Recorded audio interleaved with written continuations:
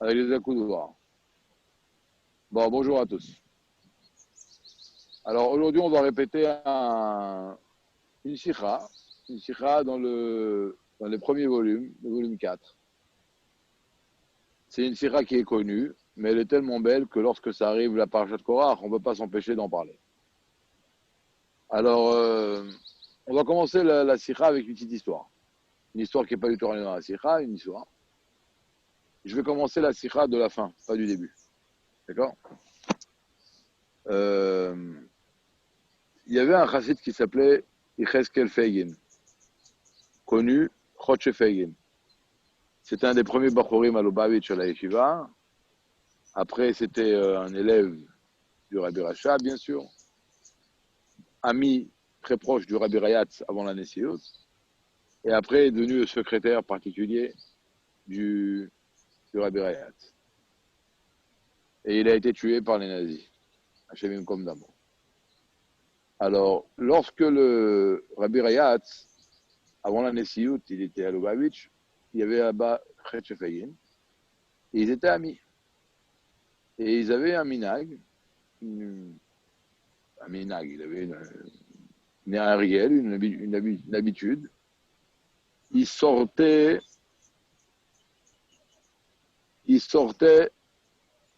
Sikha volume 4.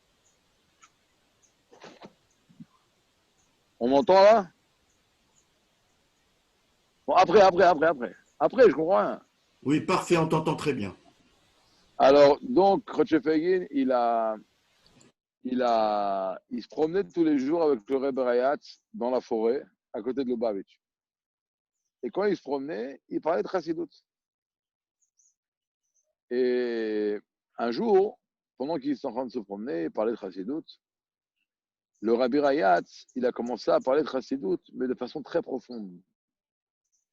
Très, très profonde.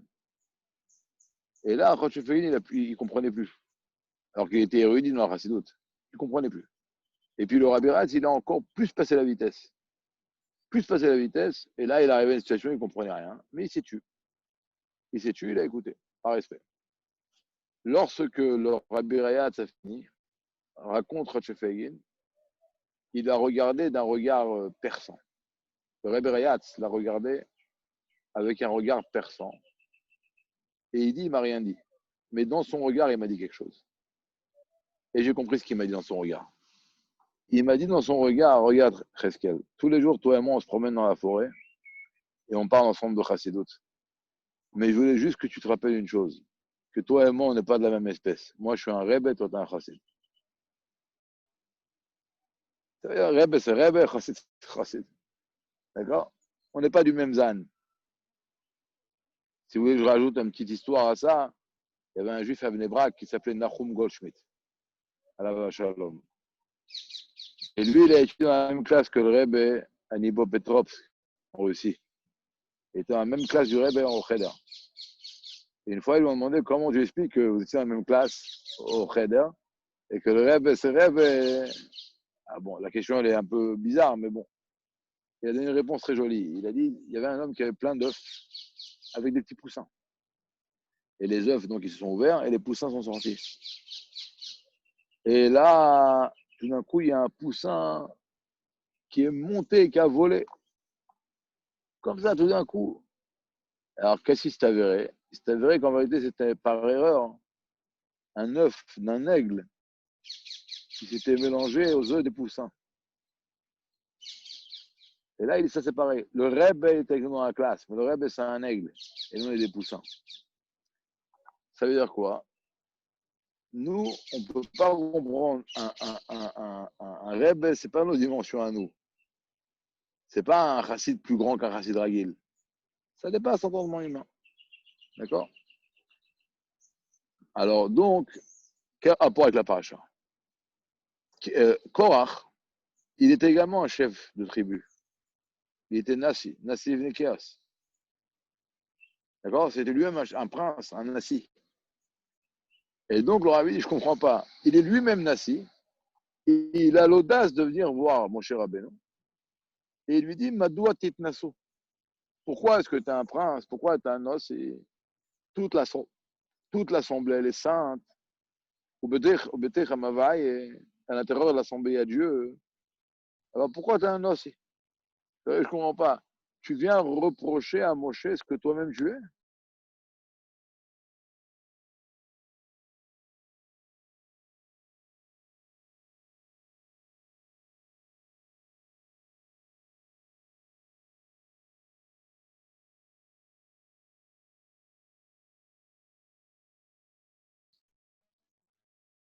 Et là, le Rebbe, il dit comme ça. L'argument de Moshe, de Korach, il était beaucoup plus fort. L'argument de Korach, il était comme ça. Le fait qu'il y a un rave, c'est pas grave. C'est normal. Faut qu'il y ait un rave, faut qu'il y ait une hiérarchie. Il y a un rave de communauté, il y a un rave de la ville, il y a un rave du pays. C'est pas grave, ça. Un rave, c'est quoi? Bon, nous, on connaît, toi, je connais une partie du Shulchan, il connaît toute la partie. Donc, il est un peu plus grand que toi. Mais il a dit à Moshe, toi, t'es pas un rave. Toi, t'es un roi.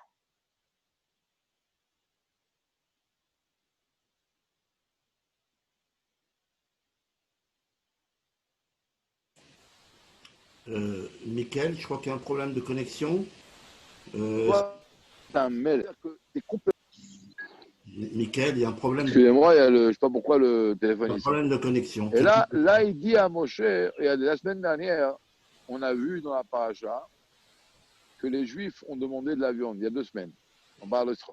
En Khous la reste, c'était la semaine dernière. Et là, qu'est-ce que Moshe a dit à Dieu? Il a dit, moi, je ne peux pas donner de la viande. Alors, on explique pourquoi je ne peux pas donner de la viande, parce que la viande, c'est une yann de Gvoura, et c'est de la glavina, et Moshe Rabbeinu, c'est Chokhmah, c'est pas le sujet même. Et donc, il ne pouvait pas descendre à un niveau tellement bas de donner de la viande. Parce qu'on dit que la viande, même quand on la mange de Shem Shamaim, elle va donner de la vitalité dans le service de Dieu, mais ça va être un enthousiasme où la médecine de l'homme, elle est encore ressentie. Et Moshe Rabbeinu, il était complètement bitoul. Et donc, il ne pouvait pas donner une influence qui va donner à un juif de l'enthousiasme pour la divinité, mais sans bitoul. Bon, peu importe la réponse de Dieu. Et là, une des réponses que Dieu lui donne, c'est rassemble les vieux du peuple juif. Et je vais prendre de la spirit, je vais prendre de la gdusha qui est sur toi, je vais la faire descendre sur les skenim. Et donc, par l'intermédiaire, tu vas avoir une influence, donner de la viande au peuple juif. De là, la Torah, à Chassidut, elle arrive à une conclusion impressionnante, que même les besoins matériels qu'on reçoit, qui viennent de Dieu, tout passe par Nassi Ador. Tout passe par Moshe Rabbeinu. Et là, vient Korach, dit à Moshe, ça, je ne suis pas d'accord. Je ne suis pas d'accord. Tu veux être le rave de la ville, la brioute. Moi aussi, je suis rave de ma communauté. Tu vois, il y a le Admour de Viznitch, il y a le Admour de ça, il y a le Admour de ça, il y a tout l'Admour. Moi aussi, toi, si tu veux être un petit rêve, c'est pas grave, tu es Admour. Mais toi, tu es un rêve, tu es un assis. Tu es complètement déconnecté. Et alors, pourquoi il a eu cet argument? D'où ça lui est venu tout d'un coup? Alors, le rabbi dit comme ça. Il y a un livre qui s'appelle Seder Adorot, où là-bas sont retracés tous les événements dans l'ordre chronologique. Maintenant, quand est-ce que Aaron il a été nommé par Dieu? Parce qu'avant, qui travaillait qui faisait les sacrifices, c'était les premiers-nés. Et là, Dieu a pris donc ce privilège au premier-né et l'a fait passer à Aaron à Cohen et à ses enfants. Alors, ça c'était ou à Matan Torah ou à Rosh Chodesh Nissan. D'accord? Donc le 29, ou à Matan Torah, il a été nommé Moshe, il y a différents avis, ou alors le 23 Adar, quand ça commençait les Yemei Amelouim, ou alors Rosh Chodesh Nissan, quand le Mishkan a été mis sur pied. Maintenant, quand est-ce qu'il y a eu le problème de Korach? Quand est-ce que Korach il a fait son scandale à Moshe? C'était juste après l'histoire des Meraglim. Juste après l'histoire des Meraglim, il a commencé son balagan. Les Meraglim, c'est Tisha B'Av. Alors faites le calcul, Nissan, il y a beaucoup de temps qu'ils sont passés. C'est où ils sont passés 1 an ou plusieurs mois. Et là, leur rabbi dit une chose, pose une question. qu'est-ce qui lui est arrivé à Korach? S'il a un problème que Aaron il a été nommé, il fallait qu'il réagisse tout de suite. Pourquoi il a attendu un an? Et même si on va dire que ce qui l'a dérangé, c'est une autre nomination, parce qu'il faut savoir une chose, il y avait Kehat, et Kehat, il avait plusieurs enfants. Il avait Amram, le papa de Moshe et de Aaron, qui était le aîné. Et après, il y avait Itzhar, qui était papa de Korach. Donc, quand il a été nommé Moshe et Aaron, il a dit, bon, c'est pas grave, c'est les enfants du premier-né, c'est normal. Mais après, Itzhar, donc le papa de Korach, il y avait un autre frère, plus jeune. Il s'appelait Uziel. Il avait un enfant qui s'appelait Elitzaphan. Donc lui, il a dit comme ça, après Aaron et Moshe, s'il faut nommer quelqu'un, eh ben c'est moi. Je suis en deuxième position. Après que Aaron il a été nommé Cohen, il fallait nommer un assis pour la tribu de Kéat. Donc lui, il était sûr que c'était lui. Il a préparé la cravate. D'accord? Et tout d'un coup, qui est-ce qui est nommé? L'enfant de Uziel. Alors, il y en a qui disent c'est à cause de ça qu'il a pété un câble. D'accord? Excusez-moi l'expression. Le rabbi dit, même ça, c'est pas logique. Pourquoi? Ça aussi, c'était bien avant. C'était bien avant l'histoire. C'était bien avant Tisha B'Av. Alors, ce qu'on appelle en hébreu un Magdenon Hashaya, ceux qui réagissent tardivement. Mais bon, pas comme ça. Donc, le rabbi, il pose une question. Si la dispute que Korach fait à Moshe, elle a eu lieu juste après l'histoire des Meraglim, ça veut dire que c'est un rapport direct avec cette histoire-là. Et s'il n'y avait pas eu les Meraglim, bien qu'il y ait eu des nominations qui l'ont dérangé, bon, encore, on a dit, la nomination de Moshe Aaron, il a avalé le cachet. Il pensait être le deuxième. Il y a eu Elitzaphan Ben Uziel. C'était dur à avaler, mais a priori, même ça, il l'aurait avalé. Il n'aurait pas fait ce qu'il a fait, un scandale, une révolution, pour ça. Alors, qu'est-ce qui l'a poussé à faire la révolution? Le rabbi dit comme ça. Tout le monde connaît l'explication de la Chassidoute sur le problème des explorateurs. Ils ne voulaient pas rentrer en Israël. D'accord? Ils ne voulaient pas rentrer en Israël. Et comme on l'a dit la semaine dernière, ils avaient une raison logique. Ils ne voulaient pas quitter ce cocon extraordinaire, spirituel dans le désert. D'accord? Un endroit où on ne s'angoisse pas ni pour trouver à manger, ni pour trouver à boire. Il n'y a pas de maladie, il n'y a pas de maux de ventre, il ne fait pas chaud. On marche sur un tapis roulant, il n'y a pas de pente, il n'y a pas de descente. On étudie la Torah tranquille. Si on rentre dans un pays où on doit se labourer la terre et semer, récolter, travailler, transpirer, aller aux toilettes, avoir mal au ventre, c'est pas la peine tout ça. Ils ne voulaient pas quitter ce monde-là. D'accord? Alors, comme on l'a dit, il y a plein d'idées que le Rabbi ramène. D'accord? Par exemple, une idée extraordinaire que le Rabbi dit, que Rachid dit, qu'ils ont rencontré là-bas des Néphilim. C'est quoi des Néphilim? Il y avait deux anges, Shamchazai et Azaël. À l'époque de la génération de Enoch, quand les gens ont commencé à faire l'idolâtrie, il y a deux anges dans le ciel qui ont dit à Dieu, regarde, laisse-nous descendre, et nous on va habiter dans le monde, on va faire un monde plus beau. Dieu leur a dit, allez-y.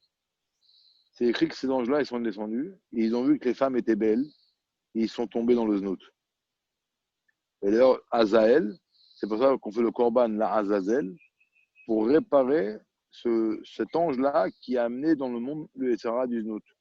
Et d'ailleurs, il y a un ange qui a été anéanti et un ange qui est resté vivant. Et jusqu'à aujourd'hui, à cause de lui, il y a cette tava du znout. Maintenant, ils ont vu des anges comme ça. Ils ont dit aux gens à la terre, vous êtes fous, quoi. Quand ils sont venus voir les gens, les juifs, ils leur ont dit, on a vu des anges. Des anges. Pas des hommes, des anges. Et même les anges, ils sont tombés. Même les anges, ils sont tombés. Alors, si les anges, ils sont tombés, on va s'écraser, nous. On rentre pas, c'est pas possible. Et quand ils ont raconté ça aux juifs, ils ont eu peur. Ils n'ont pas voulu. Ils ont dit, ça va pas, on rentre pas là-bas, nous. On vit dans un monde extraordinaire, idéal. Alors, leur kavana, elle était bonne. Alors, pourquoi ils se sont trompés? La réponse, elle est aussi connue. Parce qu'on leur a dit non, l'essentiel, c'est l'action, amasser ou aïkar. Et Dieu, il veut une demeure dans le monde matériel d'Afka. D'ailleurs, entre parenthèses, c'est pour ça que juste après l'histoire des explorateurs, Dieu a donné une mitzvah. Il a dit quand vous rentrerez dans la terre, il n'appelle pas la terre d'Israël, Moshvotechem, dans laquelle vous allez vous installer. D'accord? Il vient bien accentuer le mot installer. Contrairement à vous qui voulez vous séparer de la terre, quand vous rentrerez, vous installez dans la terre, elle a donné une nouvelle mitzvah. Qu'après le sacrifice, on verse du vin sur le tabernacle, sur le Mishkan. Et c'est quoi? Le korban, ça monte, c'est quitter le monde. Et après, on jette le vin, c'est chauve, c'est descendre dans le monde. C'était le tikkun des Meraglim. D'accord? Et donc, on a dit l'essentiel, c'est l'action. Ah, spirituellement, on s'est mis dans le désert, mais l'essentiel, c'est pas le spirituel, l'essentiel, c'est l'action. Amassé ou Aïka. D'accord? Dans les premières lignes du Tanya dans le Pérec 28, après qu'il explique l'importance de l'action dans le Pérec 37, pardon. Alors, comment il commence le Pérec 38? Il dit maintenant, on va comprendre ce que les sages ont fait un psak dans la halakha, que si un homme, il a eu toutes les kavanotes de Kriyat Shema, mais il n'a pas lu Kriyat Shema, il a Yatsa Yedechova. Alors que s'il a lu Shema Israël, même son kavana, il y a Yatsa Yedechova. Pareil pour les tfilines et pareil pour tout. Parce que l'essentiel, c'est l'action. Non. Alors, une petite histoire pour ça, par exemple. C'est connu qu'une fois, l'Admour Azaken, avant qu'il soit dévoilé en tant qu'Admour Azaken, il a eu l'opportunité dans une maison d'un juif qui était très riche. Et sa maison, c'était la maison d'Abraham Avinu. Toute la journée, il y avait des pauvres qui rentraient manger. Il leur donnait où dormir. Et après, quand ils quittaient la maison, il leur donnait même un sac avec du manger et de l'argent. Et Admoaken est arrivé là-bas et il était là-bas un jour, 2 jours. Et cet homme-là, le riche, il a vu que l'Admoaken était très raffiné, c'était pas un homme comme tout le monde. Avant qu'il parte, il a dit que je pourrais me conseiller avec vous. Il dit oui.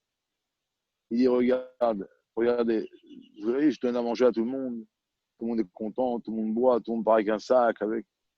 Mais ça me donne de l'orgueil très, très grave. Et j'ai l'impression que cet orgueil-là, il me détruit à l'intérieur de moi. Et donc, je voudrais arrêter. C'est pas parce que ma kavana n'est pas bonne du tout. Je ne suis pas du tout une bonne kavana dans ce que je fais. Et donc, il a dit à Moaken, je voudrais arrêter de ces choses-là. Et là, Moaken lui a dit, écoute-moi bien. Toi, ta kavana, elle n'est pas bonne. Mais le pauvre, il est vraiment rassasié. Ça veut dire, qu'est-ce qu'on en a fait? C'est quoi ta kavana? Hein? Il y a ici un pauvre qui avait faim, il n'a plus faim. Et ça, Amassé Waïka. Amassé Waïka. D'accord? À un tel point que le Massé, il est Icar, c'est-à-dire même si je perds de l'argent et j'ai les boules d'avoir perdu, et un pauvre qui les trouve, il est content, ben j'ai fait la mise de Dakar. Ah, j'ai pas eu tout la kavana. Amassé Waïka. Et là, il se réveille, Korah. Là, il se réveille, Korah. Il vient à Moshe, il dit attends. Attends, il y a un problème. Il y a un problème. Il dit comme ça.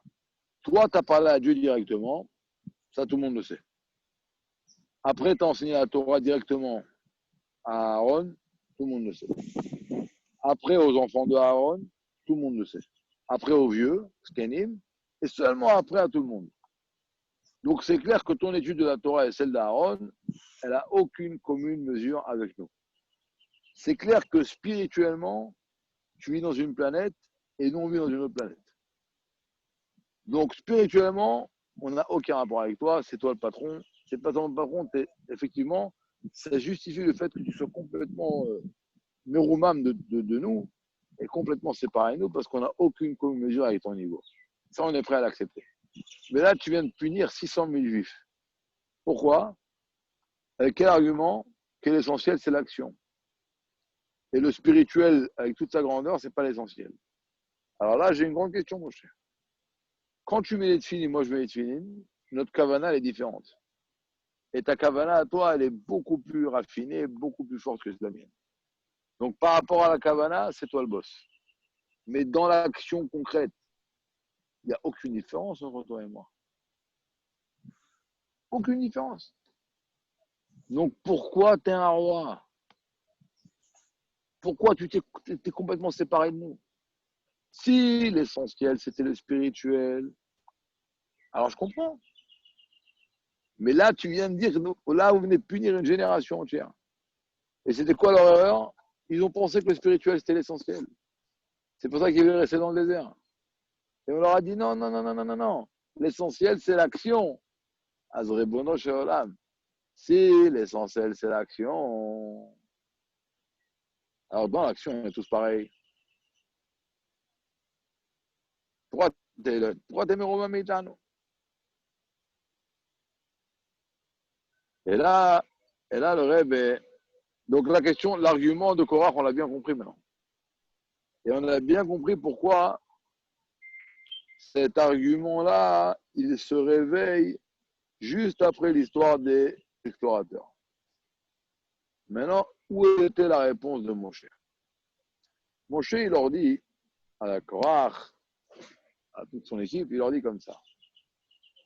Boker, demain matin, Dieu fera savoir à qui il a choisi. Maintenant, Rashi, sur le mot demain matin, il dit deux explications pourquoi il fallait attendre demain matin. Première explication, il dit voilà, là maintenant on est la journée, va tomber la nuit, va se lever le soleil, et là Moshe va leur dire voilà, vous avez bien vu, il y avait la nuit, il y avait mais maintenant il fait jour. Qui est-ce qui a créé cette séparation là, la nuit et le jour? C'est Hachem. Est-ce qu'on peut la changer? Non.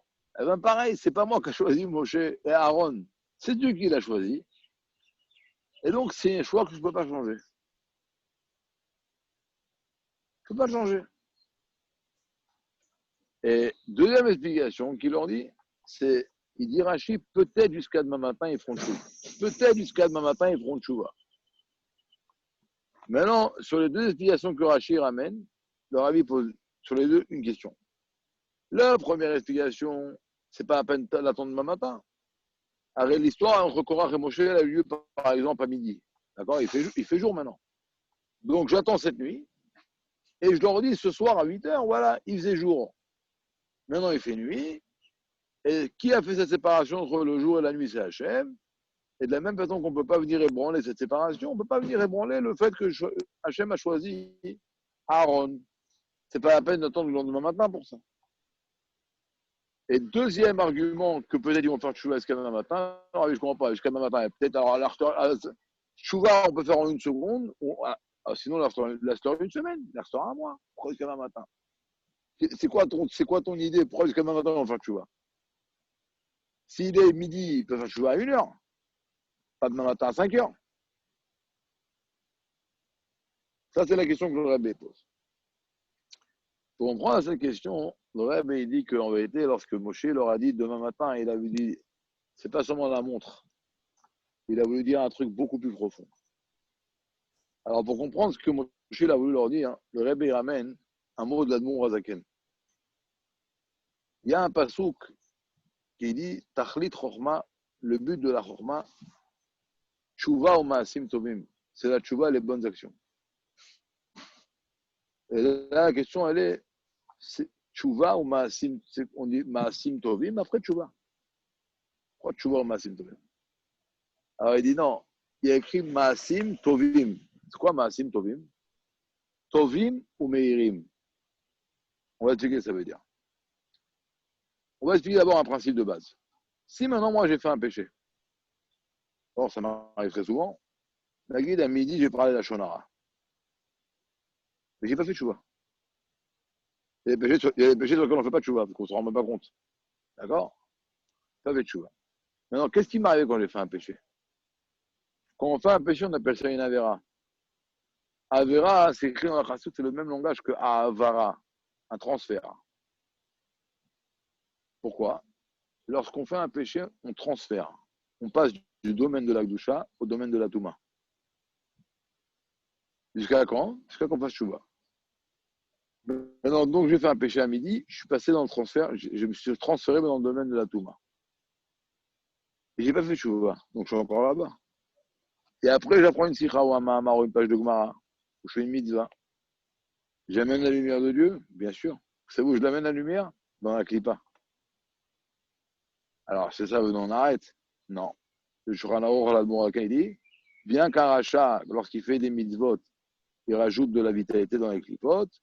Dieu il lui dit continue, parce que lorsqu'il fera tchouva, aloïdach, menonidach, tout ce qu'il a mis dans la clipa, ça sera transféré de nouveau dans la Kedusha. Mais pour l'instant, il faut savoir à un tel point que c'est ramené même dans le livre de Chassidut que lorsqu'un rachat étudie la Torah, Dieu se tourne vers lui et lui dit rachat, pourquoi tu étudies mes préceptes? Je ne veux pas étudier ma Torah. Parce que quand on fait une avéra alors qu'on est rachat, on rajoute des forces dans la clipote. Alors là, il y a une chose extraordinaire, négativement bien sûr.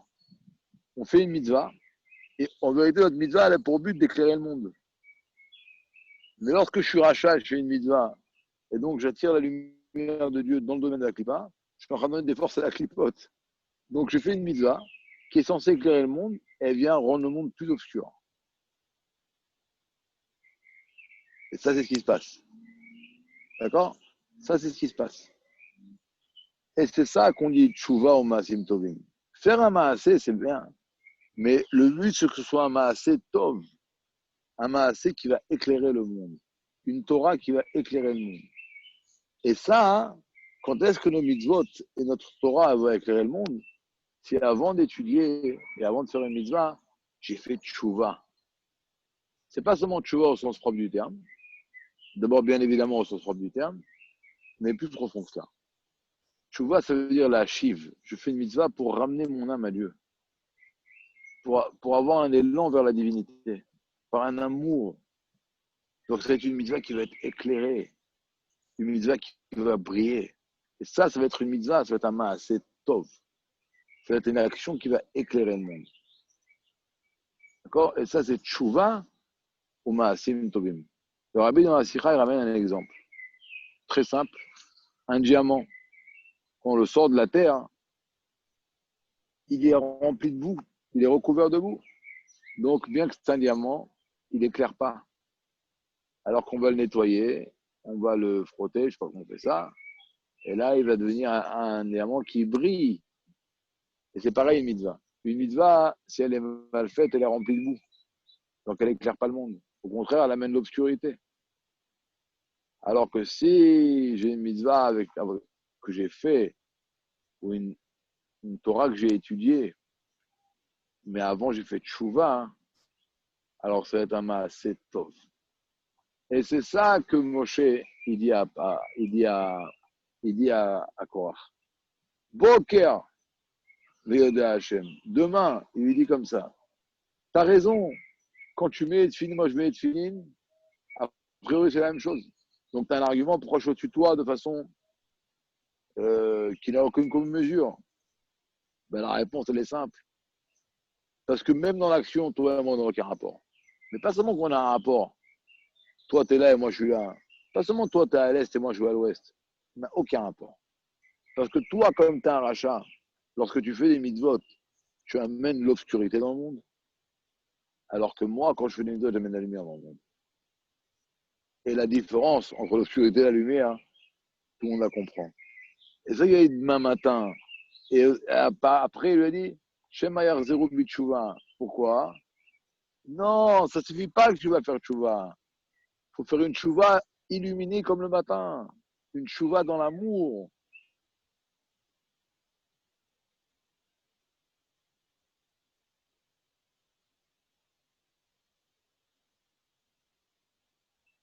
Ça, c'est ce que Aaron, Moshe Rabbeinu, pardon, il dit à Korach. Beikir v'yedi havai. Un matin, Dieu fera savoir. Et donc, le rabbi vient et il dit, c'est pour ça que là, il y a un principe fondamental. On a eu deux parachiotes. Et en vérité, les deux parachiotes, elles nous apprennent deux choses fondamentales. Qu'une ne peut pas aller sans l'autre. Les explorateurs, ils ont fait une erreur. Quelle était leur erreur? Spirituel, spirituel, spirituel, spirituel, spirituel, spirituel, spirituel. On dit hey, l'action. Amassé ou Aïkar. Dira Petartelim. Ok, il a fait. Donc maintenant, il va y avoir une deuxième erreur.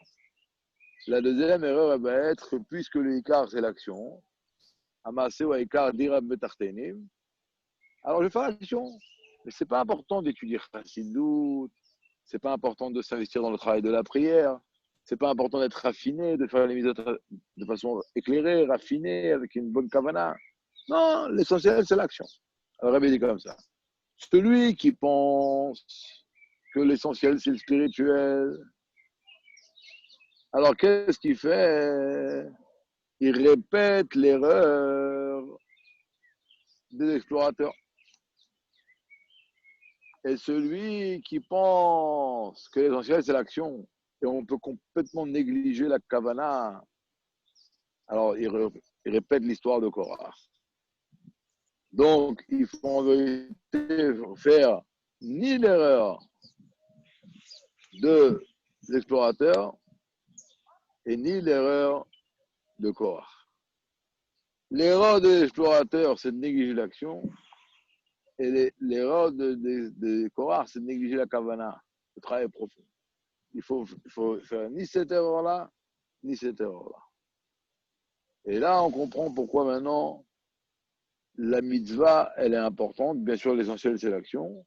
Mais le but de la mitzvah, c'est de créer un attachement à Dieu et surtout d'éclairer le monde et d'éclairer notre âme, notre corps, notre âme animale. Et ça, c'est pas évident que le simple fait qu'on fasse une mitzvah. Hein. Alors, ça a automatiquement l'effet.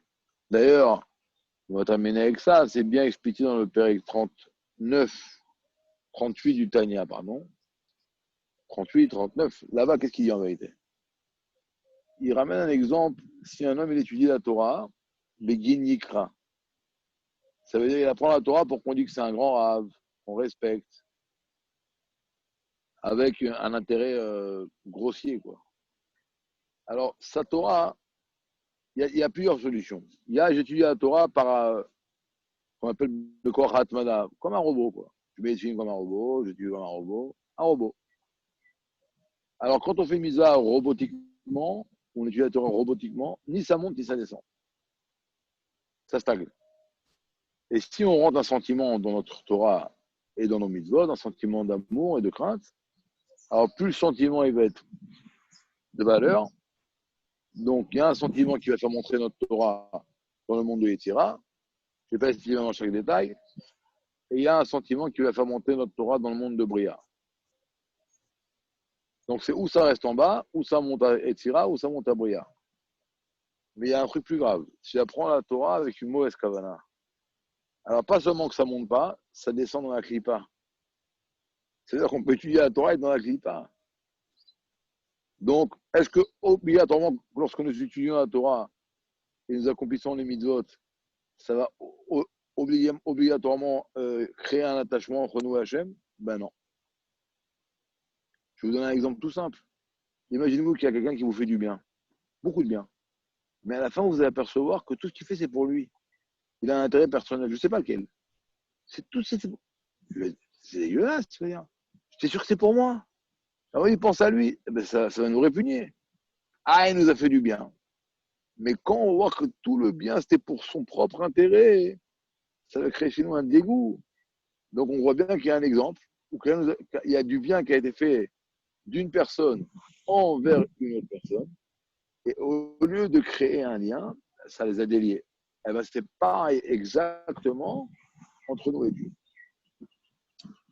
Juste une autre petite idée, le monde est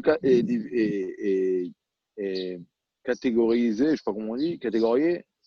Il y a le minéral, il y a le végétal, il y a l'animal, il y a l'être humain. Alors, dans chacun d'entre eux, il y a de la vitalité divine. Mais c'est une évidence que dans le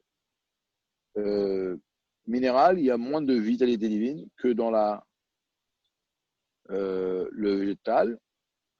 Et la lumière de Dieu est plus rétractée dans le végétal, le minéral que dans le végétal.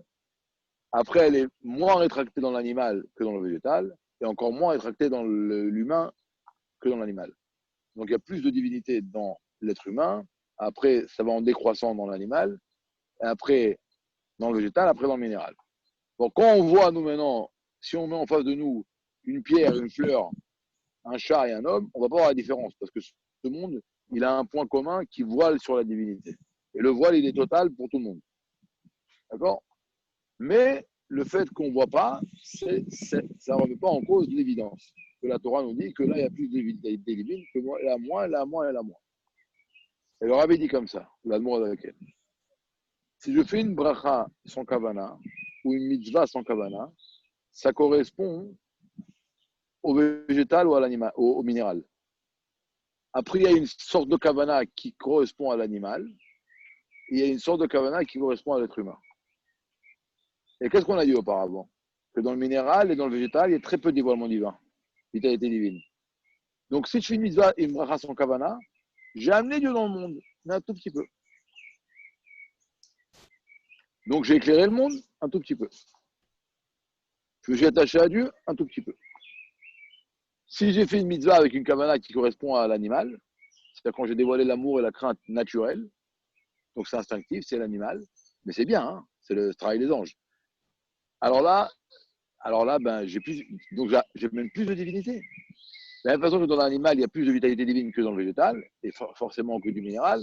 Donc quand j'ai une kavana qui correspond à l'animal, j'ai amené plus de divinité dans le monde, et donc j'ai plus éclairé le monde, plus éclairé mon âme, et donc je suis plus attaché à Dieu. Et quand j'ai la kavana qui correspond à l'être humain, alors là c'est top. Donc j'ai amené beaucoup de divinité. Donc l'admour à laquelle, qu'est-ce qu'il dit? Il dit attention, attention, attention, attention. Amassé ou Aïkar, mais n'oublie pas qu'une tfila sans kavana, c'est comme un corps sans neshama. De dire que là, on va négliger la kavana, impossible. Alors bien sûr, s'il n'y a pas l'action, ça n'y a rien. D'accord? C'est comme il ramène que la kavana, c'est comme les ailes.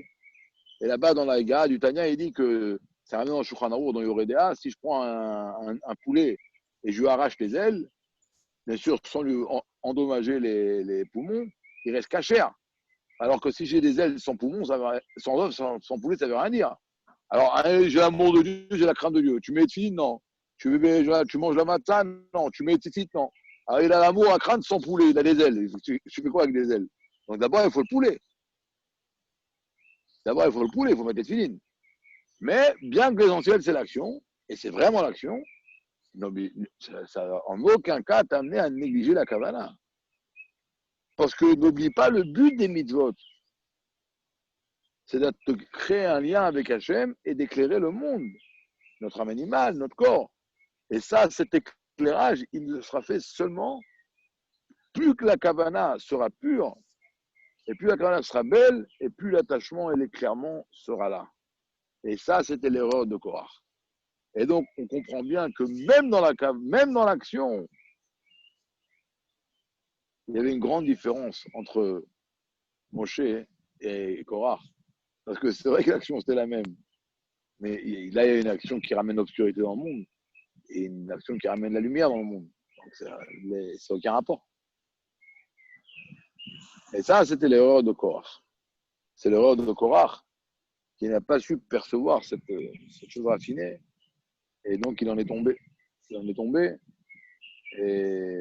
Et donc, nous, ce qu'on doit faire, comme on l'a dit auparavant, ne pas réintérer l'erreur des explorateurs qui pensent que l'essentiel, c'est la spiritualité, mais également ne pas réintérer l'erreur de Korach qui néglige complètement la kavana. Parce qu'on ne peut pas négliger la kavana. La kavana, elle a un rôle très important, même dans le Inyan de Dira Betartonim, ça s'associe à l'action, parce que comme le Rabbi dit, et ça va terminer, nous, ce qu'on veut, c'est de faire de ce monde une demeure pour Dieu.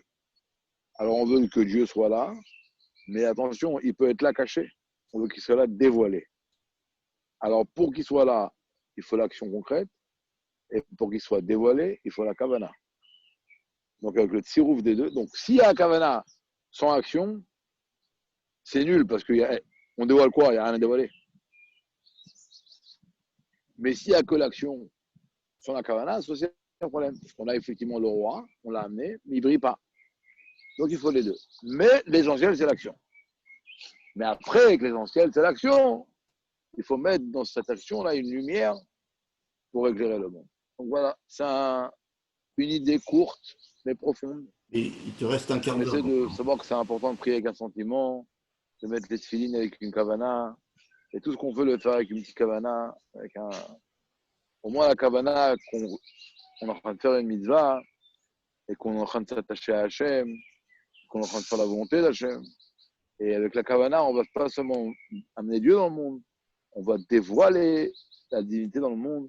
Le monde va être éclairé et éclairé jusqu'à qu'on méritera de voir Laïla Kayem Yair, Bias Meshiach Titkeinu, Bekorev Mamesh, que Dieu y fasse Rav, que ce soit Rav aujourd'hui Michael, même, de bonnes nouvelles et une bonne Rav fin de journée. Michael, Chaim Livracha. Rav Michael, Rav Michael, il est parti.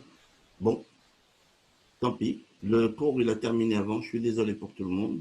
Il avait payé pour 1 heure, il est resté 3/4 d'heure. Chazak ou Baruch à tout le monde.